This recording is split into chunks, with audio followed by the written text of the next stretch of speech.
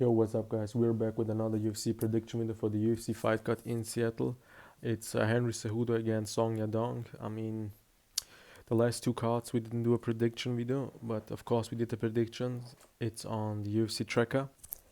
There is also an YouTube site which predicts, which have all the predictions in it from every big MMA YouTube channel. So we did pretty good, to be honest, on these two fight weeks. So we had a good score, I believe, 70% from both, and we definitely try to reach at least 80% on this card. A lot of fights were cancelled, but I mean the most big one for me was Islam Dulatov against Adam Fugit. The thing is about him, about Islam, he has everything to be a huge star, and of course an injury can break you down. If it's one, you can come back, but if it's many times, like for example with Dominic Cruz right now, you gotta retire. But hey, Dominic Cruz is an older guy, he's a vet, but Islam is still young, and we hope to see him this year definitely on the card. I believe we still have 12 fights on the card. We start with the first one.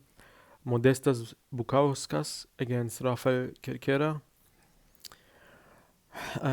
The kickboxing of Modestas is really good. I mean, it was horrible, the thing with, I believe, Khalil Roundtree, who broke his leg. But still, we can go by decision from Modestas Bukauskas against Rafael Cerquera. It's a tough one, but yeah, we're picking Modestas by decision. Next on the card is Nursultan Ruziboev against Eric McConnico. We gotta go by Ruziboev. Very cool fight against Buckley, and an epic finish against against Rick Dumas. Of course, people say it was an early stoppage, all of that, but still, we saw him dominating the fight from the first second. So he has a good stand-up. He's from Kazakhstan. No, he's from Uzbekistan. So maybe he has some grappling in him. At least the takedown defense. So it's probably a stand-up battle, and I believe he can maybe even knock him out in the second round. Next on the card is Nikolai Veretenikov against Austin Vanderford. We go by Nikolai Veretenikov. He had a good fight against the guy from Dana White Contender Series. What was his name? The black dude. He's very good, but the thing is, he fought against the guy who's a finisher. He survived it, but I believe he could also win the fight if he just kept going. If he keeps going, he can break you down, and I believe Nikolai would definitely try to do this against Austin and win by decision. Ricky Simon against Javid Basharat. That's a tough one. We saw Ricky Simon fighting in the top 15. He beat up Jack Shaw, who is very good. He also beat the champ Merab Dvalishvili.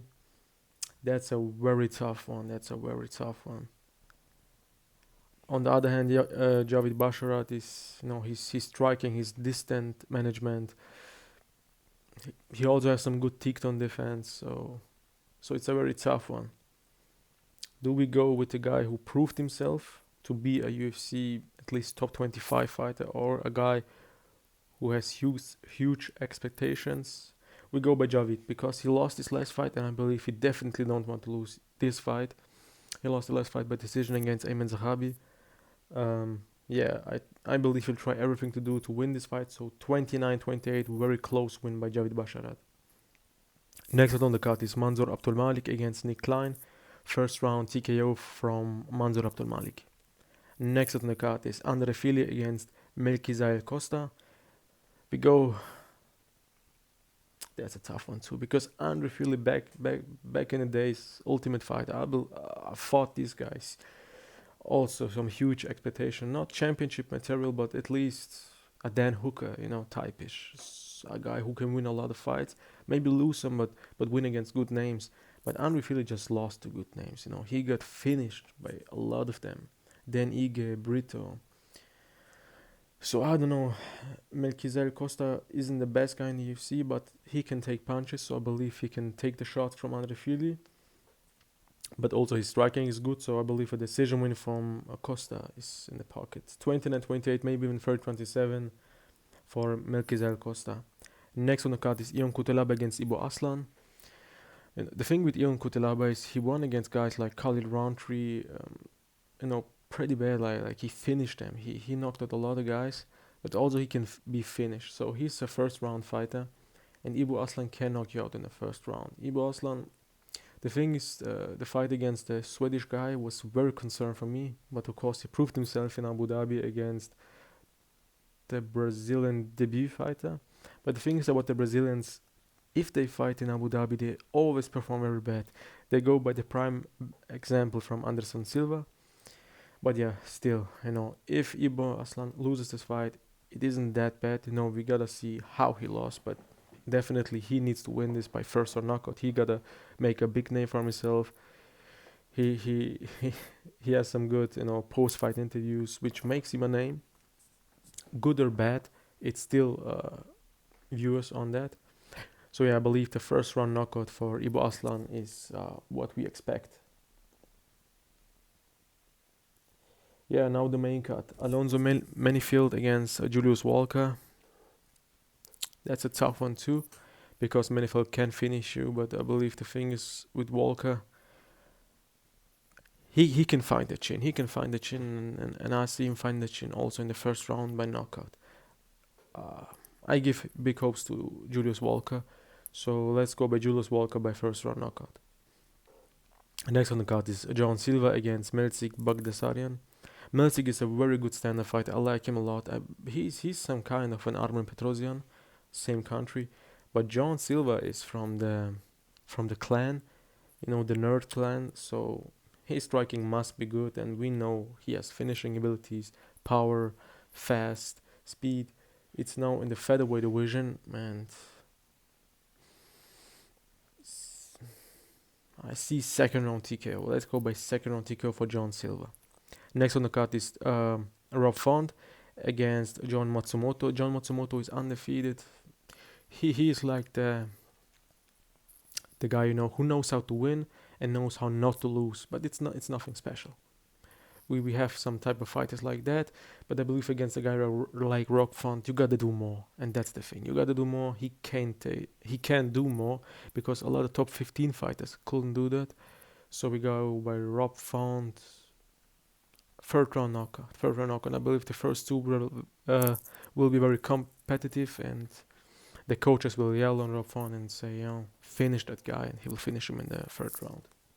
His power and his boxing is too good. And he also has some good takedown defense. He showed this against Kyler Phillips, and he showed also his heart always against a lot of fighters. He always shows his heart, and this is very important. So now the co-main event, Brenton Allen against Anthony Hernandez. We go by fluffy Anthony Hernandez. Pretty dominant to be honest, because Anthony is so good. He can take punches. You can do whatever you want to him. He knows how he can get you down and finish you. So I see Brenton Allen getting no tank anymore in the second or maybe in the third round. Definitely in the third round. So a third round submission by Anthony Hernandez. He will then find an arm triangle or maybe even a rear naked choke and finish Brenton Allen. Now the main event, Henry Cejudo against Song Yadong. Of course, former champion Henry Cejudo trying to make the last shot, because if he wins this fight, he will definitely maybe have another fight or even fight for the title. Maybe another fight against Peter Yan will be cool, but he can't win that fight. I believe Song Yadong just needs to work on his takedown defense and go by decision even. Song Yadong showed always he has the abilities to fight everybody in that division, and Henry Cejudo showed he isn't that guy anymore. So I still see him getting finished by third round TKO from Song Yadong. I believe this will be the time where guys like Henry, Kamaru Usman, Israel Adesanya, and Lawton, maybe even Robert Whittaker. I know he's young, but still he took a lot of damage. Sometimes you gotta say, okay, it's enough.